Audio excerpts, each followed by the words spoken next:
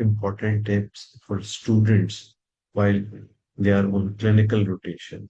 First and the most important thing for them is to gain knowledge and skill. And that should be even prior to rotation. They should be aware of all common clinical condition which they are going to face in the ward. They should be prepared what kinds of clinical workup are done there. They should be ready what skills they have to acquire during this short attachment and their rotation.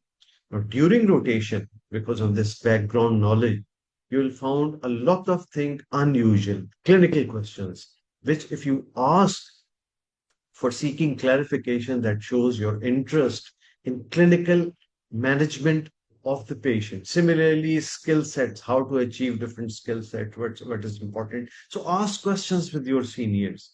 Understanding the steam dynamics are very important and offer assistance where there is needed.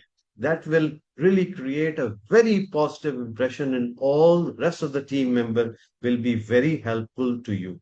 Your time management is very important to give an impression to the whole team that you're really interested and trustworthy too. If you have taken responsibility of something, you should be there to assist your senior with that. And lastly, your own self care.